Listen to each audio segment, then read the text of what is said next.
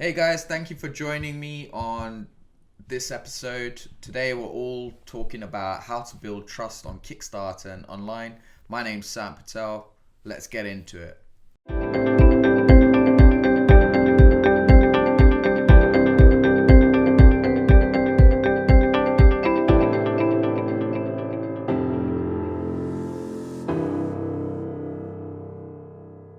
So, how do we build trust on Kickstarter and online? This is one of the big questions that a lot of people ask at the moment.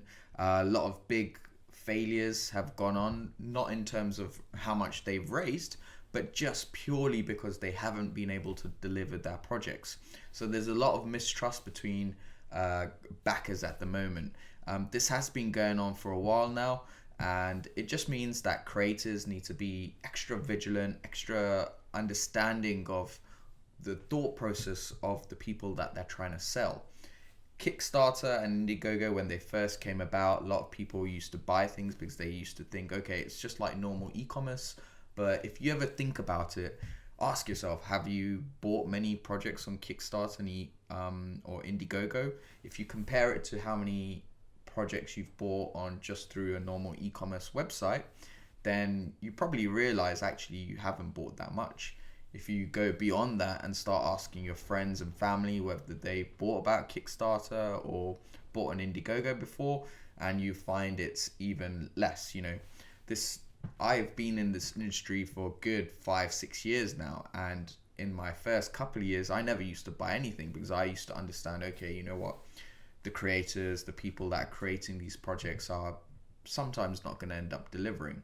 Even though I believed in a lot of these guys, I just didn't want to risk it. So I would end up buying projects on Amazon or buying these projects afterwards. In the last 3 years, I've ended up buying a lot more projects, and thankfully, a lot of these guys have delivered the projects. I'm still waiting on a couple of deliveries. But yeah, it's not campaigns that I've worked on, but other campaigns that I wanted to support. But yeah, this is a problem that happens, and the way to convince people is by building that trust.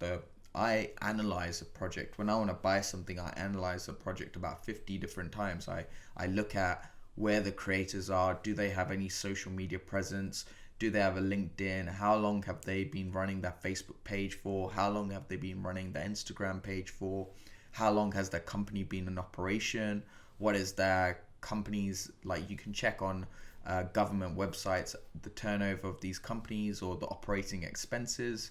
You can see whether they've supported other projects. So today, hopefully, I'll give you guys some ways to build up that trust or show that trust and it comes across. The number one thing that you can do is show you are human. A lot of people fail to do this. The people I've bought from are usually brands that actually associate a face behind it. So I don't like to generally buy from brands alone. I usually like to know who the creator is, and if they're putting their faces on things and they're communicating well with myself through emails or regular Facebook updates, even before the project goes live, then I understand, okay, this person is going to be communicating with me once the campaign is over and once they've got their money. I also can see it's a real person. They're shooting selfie videos, they're doing Facebook lives, they're doing regular video content to show that this person is real. They're showing their homes, they're showing the process of how the build-up process of this product or what they're offering and how it all happens. So this is one of the reasons why you should put your face on it. You are the company's best salesperson, and there's no point hiding behind your brand.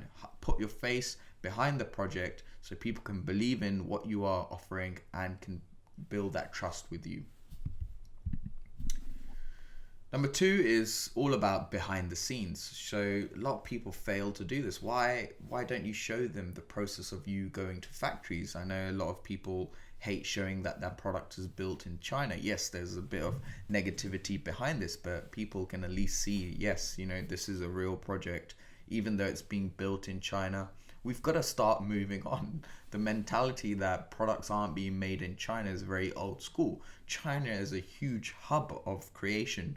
The factories there, they're able to create products much quicker. Top quality products are coming out of China now. So it's not a case of fearing that your product is manufactured in China. It's important to show these things, show people making the products, show you being in China, show your story, start building up your story. You know, if you show the story of how you started this product, how you created, what you're offering, then it's going to build up that trust. So that's really important as well. You need to, number 3 is all about building up social proof and getting video testimonials. If you've got products, it's great to get people reviewing it, even though you're not selling it to them. Getting people to get hands-on with the product, providing video testimonials to show how your target audience is interacting with it and whether they love it. Even if you've got your prototypes, you can show your prototypes to the community you've built up so they can follow your story and go and even provide you value. So what we do now for a lot of our clients is we create these VIP groups. So once someone signs up, we push them into the VIP groups and we ask our followers and our community questions like, hey, what do you think about this product? What do you like about it? What you don't like about it? Do you like the colors? Do you like the pricing? What is it that you like about this? And we get so much important feedback. And this is another way of building up trust. If you're engaging with the community and you're getting that feedback on the product, that they feel much more like, oh, you know, I've actually helped build this product. And when it comes to actually launching the product, they're much more likely to support it. We mentioned this on another video, but it's important not to buy fake followers. Fake followers is just going to lower your reach overall on Facebook and Instagram, and it also makes you come across not real. You know, it's really suspectful if you've only been on Instagram for a couple of months and you have hundreds of thousands of followers. It doesn't make sense. So it's better to build up organic followers, as well as it's going to help you when you're doing your Facebook ads and your advertising. You don't want to be wasting money spending on fake followers, because when you're targeting ads and you're doing remarketing campaigns, these fake followers are Facebook's gonna show it to fake followers, and this is just gonna waste your money. So you don't want that. So don't invest in fake followers to build up your social proof. This is a big no-no.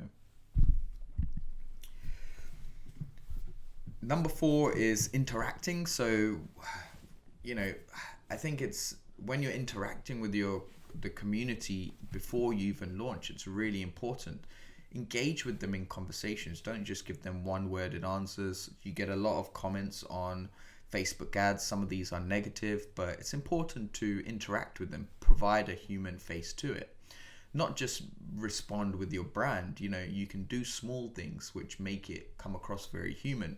So sign off with your name at the end of each reply. Even if it's coming from your brand, sign off with the actual the human reply, and this is going to help you guys out.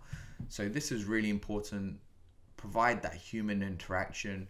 Make sure you're responding to all your emails. Make sure you're responding in your VIP groups. Make sure you're responding in your Facebook pages, and you're doing regular updates. You can also go outside the box. You can do video replies to people. You can do voice notes to people to give them a real sense of personalization. And it's really quick to do these things, especially if you've got a good community group and you want to build up that connection even further. Creating video replies or voice notes is an amazing way, especially if you're funneling people in to your messenger. You can do this very easily now with Facebook Messenger. So I hope you guys have learned a lot about building up trust on Kickstarter. I'll leave you with one last tip, as I like to do. Make sure you guys are supporting other projects on Kickstarter and Indiegogo. Backers, when it comes to backing a project, they'll see, okay, when was this profile created? How many other projects have they backed? And if you haven't backed other projects, you're also not going to be getting too many backers. Because people, again, it's a trusting community. Kickstarter and Indiegogo is built on trust. A lot of the creators, a lot of the backers are serial backers. They're people who have backed 5 or more projects. They're also creators themselves. So if you support a product in the community, then you're more likely to get support from the community itself. So hopefully all them tips have helped you guys out. Hope you loving the content. Please, I've got a Facebook group that's got over 2,500 followers. It's really important that you guys join it. It's got about 5 years worth of content, tips, tricks, and hacks, all on growing your campaign, how to get over a lot of the problems. It's got creators, it's got people that are launching campaigns right now. So it's really important that you join that and use that to your advantage. I've also got a great book on Facebook advertising. So check out the comments below and make sure you go and grab one, because this is going to help you out. Thank you for listening, and I will catch you on the next episode. Thank you very much. Speak soon.